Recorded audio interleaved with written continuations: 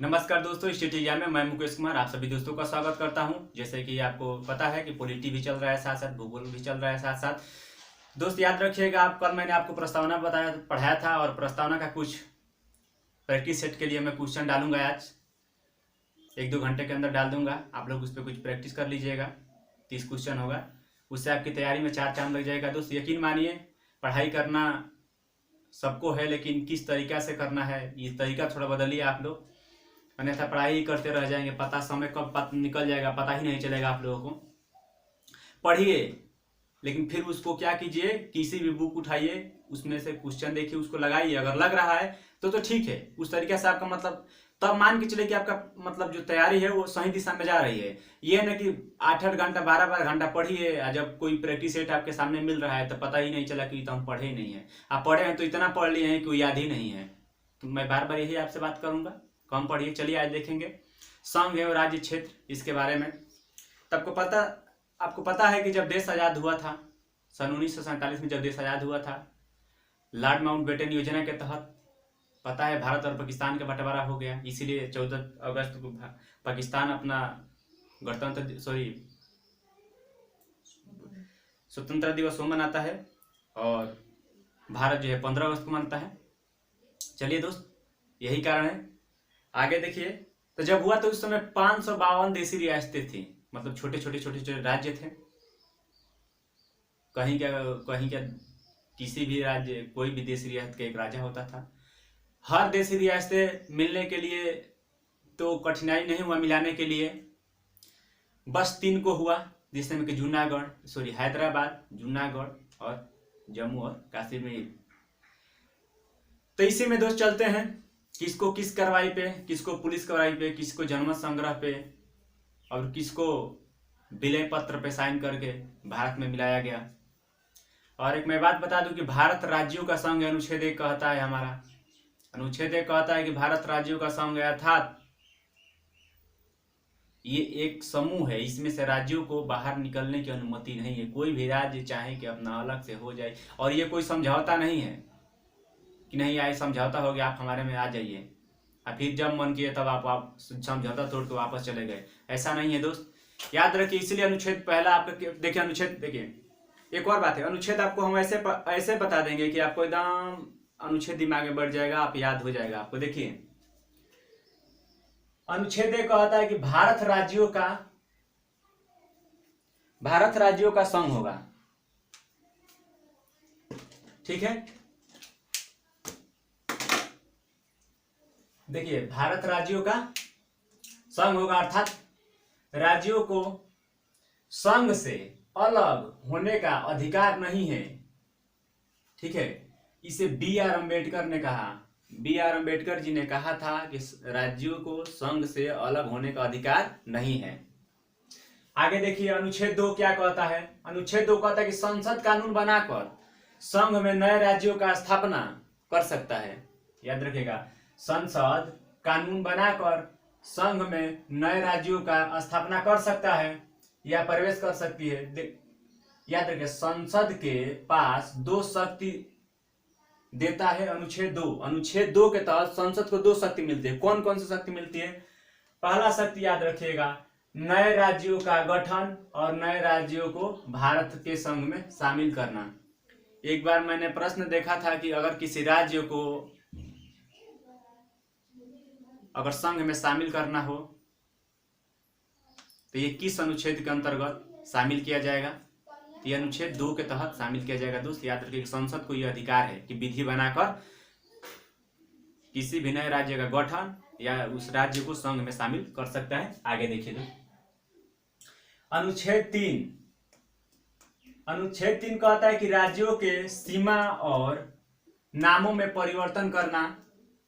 अनुच्छेद 3 कहता है कि जो संसद है, देखिए उस जो संसद है वो राज्यों के सीमा और नाम में परिवर्तन कर सकता है, लेकिन ऐसा कानून बनाने के लिए संसद में जो विधेयक लाया जाएगा वो राष्ट्रपति के सहमति से ही लाया जाएगा। याद रखिएगा, राज्यों के सीमा और नामों में परिवर्तन करना, लेकिन पे ध्यान दीजिए, ऐसा विधेयक राष्ट्रपति के मंजूरी से ही संसद में पेश होगा, अन्यथा नहीं होगा। इसके लिए उस राज्य के मुख्यमंत्री से राष्ट्रपति बातचीत करेंगे।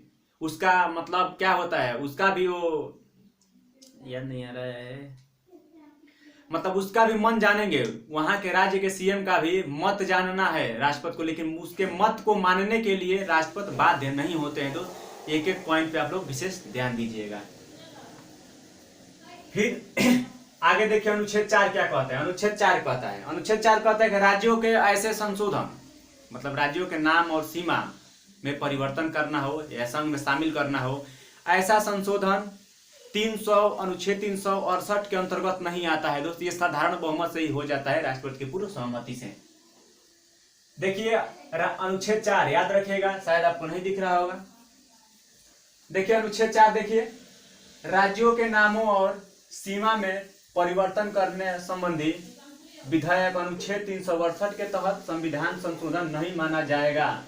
लेकिन इसमें लेकिन है, अगर कोई भी हमारा जैसे में कि कोई भी हिस्सा है भारत का, उसको किसी अन्य देश को देना है या अन्य देश से लेना है, लेकिन तो उसके समय 368 भाग 20 के तहत अनुच्छेद 368 के द्वारा संशोधन करके ही उसको दिया जाएगा और लिया जाएगा। जैसे में कि आपको पता होगा, शायद 100वां संविधान संशोधन था, मुझे याद नहीं है, शायद यही था।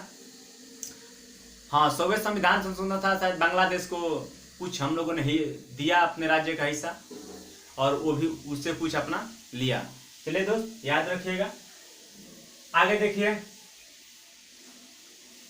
देशी रियासतें।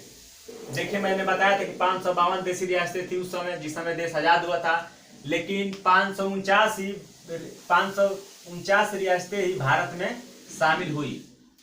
लेकिन हैदराबाद, जूनागढ़, कश्मीर शामिल नहीं हुआ। दोस्त याद रखिए ये 3 शामिल नहीं हुआ, बाकी 549 शामिल हुआ। देखिए अब किसके लिए क्या क्या करना पड़ा शामिल करने के लिए, पता है? सरदार वल्लभ भाई पटेल के जिम्मे ये दिया गया था। देखिए हैदराबाद को पुलिस कार्यवाही के तहत शामिल किया गया। हैदराबाद नहीं मान रहा था, वहां पुलिस के बल पे भारत में उसको शामिल किया गया। फिर जूनागढ़ है, देखिए जूनागढ़ में चुनाव कराया गया, जैसे में कि जनमत संग्रह बोलते हैं।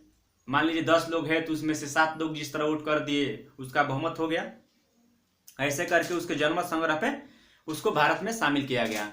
और ये कश्मीर जो कि अभी हम मान के चले आजादी हुआ है अभी, उसको विलय पत्र पे साइन करके भारत में मिलाया गया था। वहां के राजा ने जो जो मांग की, पंडित जवाहरलाल नेहरू और भी लोग थे, साइन के द्वारा उन लोगों को दे दिया गया। तो इसी समय, इसीलिए आज भी जम्मू कश्मीर जो है, आज तो नहीं लेकिन कुछ दिन पहले जम्मू कश्मीर में ना जमीन खरीद सकते थे हम लोग, ना वहां की लड़की से शादी कर सकते थे। मतलब मान के चलिए वहां कुछ भी मतलब आप नहीं कर सकते हैं, क्योंकि वहां का आपका निवासी होना, घूम फिर सकते हैं, जमीन वमीन नहीं खरीद सकते हैं। लेकिन अब वो खत्म हो गया है, 370 धारा था वो खत्म हो गया है। आप लोग जाने ही होंगे, न्यूज में बहुत खबर था।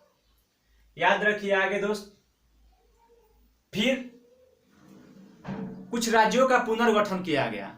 बोला गया कि राज्यों का पुनर्गठन करना है। राज्यों को पुनर्गठन करने के लिए कुछ समितियां बनाई गई। याद रखेगा वो समितियां, बार बार एग्जाम में पूछा था उस समितियों का, मैंने यहाँ नोट डाउन किया है, आप लोग भी नोट डाउन करके अच्छे से पढ़ लीजिएगा दोस्त, याद रखिए। आइए समितियों के बारे में देखते हैं। पहला है एसके धर आयोग। एसके धर आयोग का गठन 1948 में एसके धर की अध्यक्षता में किया गया। कमेटी ने राज्यों का गठन भाषाई आधार पर न करके प्रशासनिक आधार, याद रखिए यही है आपका फैक्ट, प्रशासनिक सुविधा के अनुसार करने को कहा। एसके धर समिति ने राज्यों का पुनर्गठन भाषाई के आधार पर न होकर प्रशासनिक आधार पर हो, ऐसा ये कमेटी ने कहा। अपने ही शब्दों में आप लोग याद रखिएगा। फिर जेबीपी समिति मतलब कौन? जवाहरलाल नेहरू, फिर वल्लभ भाई पटेल, उसके बाद पी सीतारमैया, पटाभी सीतारमैया, याद रखिएगा। ये दिसंबर 1948 में एक अन्य भाषाई प्रांत का गठन किया गया। ठीक है, एक अन्य भाषाई प्रांत कमेटी का गठन किया गया। दोस्त यहाँ लिखा है, यहाँ कमेटी लिख लीजिएगा, कमेटी का गठन किया गया। इसमें नेहरू जी, पंडित जवाहरलाल नेहरू, सरदार वल्लभ भाई पटेल, पटाभी सीतारमैया शामिल थे, मैंने आपको बताया ही है। इस समिति ने, देखिए समिति ने कौन सी समिति क्या कहा है, सिर्फ आपके लिए वही महत्वपूर्ण है, बस वही आपको देखना है। इस समिति ने इस बात को औपचारिक रूप से अस्वीकार किया कि राज्यों के पुनर्गठन का आधार भाषा होना चाहिए। देख लीजिए, ये भी अब अस्वीकार कर दी कि भाषा के आधार पे नहीं होना चाहिए। लेकिन आखिरी जो देखिए, इसमें 2 पॉइंट याद रखें। कब गठन किया गया जेबीपी समिति का? 1948 में। अपना रिपोर्ट उसी वर्ष दे दिया था। अब देखिए लास्ट, ये सबसे जरूरी है, फजल अली आयोग। फजल अली आयोग की अध्यक्षता में 1953 में इस आयोग का गठन किया गया। इसमें 3 लोग थे, याद रखिएगा। 3 सदस्य थे। पहले तो फजल अली हो गए, दूसरा के.एम. पाणिकर और H.N. कुंजरू, याद रखिएगा दोनों आदमी के नाम, के.एम. पाणिकर और H.N. कुंजरू। रिपोर्ट 1955 में बहुत बार पूछा है कि फजल अली आयोग ने अपना रिपोर्ट कब सौंपा, तो 1955 को सौंप दिया, याद रखिएगा। इस कमेटी ने कहा कि राज्यों का पुनर्गठन भाषाई आधार पर होना चाहिए। उसमें लेकिन लगा दे, लेकिन क्या?